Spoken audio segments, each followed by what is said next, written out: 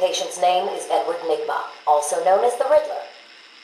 So, Edward, Warden Sharp tells me you've been leaving threatening riddles scrawled on the asylum walls.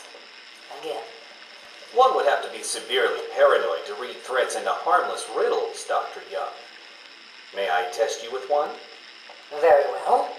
What is it that walks on 4 legs, then 2 legs, and finally 3 legs? A human being. As a baby, it crawls on 4 legs. As an adult, it walks on 2. And in later years, it uses a cane. Good try. But the answer to all 3 is a baby. True, it crawls on all 4s, but cut off its legs and it can only wiggle on 2 limbs.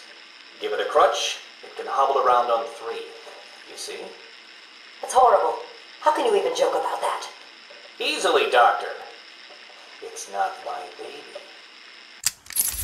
Taped interview 39. Patient's name is Edward Nigma. At this point in time, I've yet to decide if Mr. Nigma is a suitable candidate for the Titan process. I'd like to talk about your childhood. Miserable. Next. By all accounts, that is where your fascination with riddles began. I believe discussing those years could explain your compulsive behavior.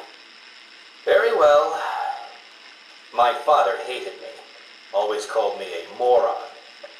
I see. I was determined to prove him wrong, so I entered a contest at school. A $20 prize to the kid who could figure out an almost impossible logic problem. I won, of course. And that pleased your father? Hardly. He was convinced I had cheated. He kept yelling, "You must have cheated! Admit it, you moron! You cheated!" I swore I didn't, and he hit me for lying. I'm sorry to hear that, Edward. Don't be. He was right. Patient interview 44. This is yet another interview with Edward Nigma. I have yet to make up my mind whether he's a genius or just deluded. Whichever one he is, just being in his company is both irritating and exhausting. Hello, Miss Young. You look tired. Anything you need my help with? No, thank you, Edward. I am here to help you. We all are. Forgive my arrogance, Doctor, but if you think I need your help, well, you're in the right place. Let's look at it a different way.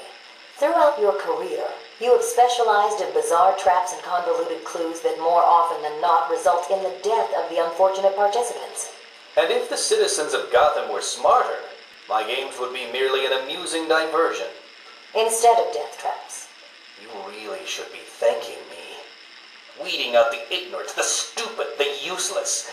But don't worry, I'm sure you would survive. What a lovely photo on your desk, Doctor. Your family? Mother, perhaps. Put that down. Get out. Go on. Let's discuss your obsession with Batman.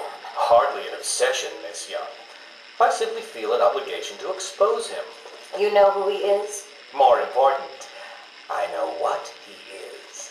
What do you mean? It's obvious. The mask, the weapons, the scare tactics. He's a criminal. No different than Joker, Two-Face, or myself. Most people consider him a hero. Most people are idiots. They can't see Batman for the villain he is. Riddle me this. How did he get his car and his gadgets? I don't... With money stolen from the criminals he defeats. Why does Gordon turn a blind eye to his antics? Batman bribes him.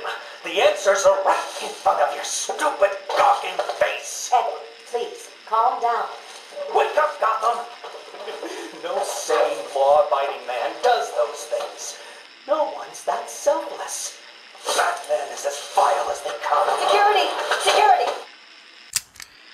This is my final interview with Edward. I have gone as far as I can.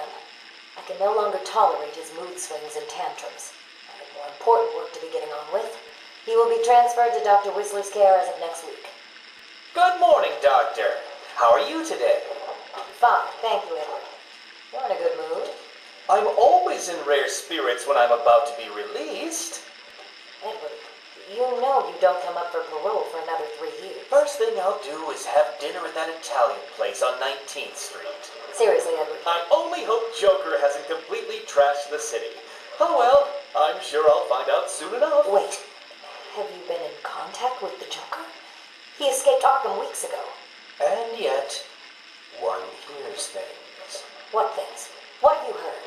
Oh, something about a surprise party for Batman. I forget the rest. You know Joker. Yak, yak, yak. Edward, if you know anything, you have got to tell me. Lives could be at stake. What did Joker say?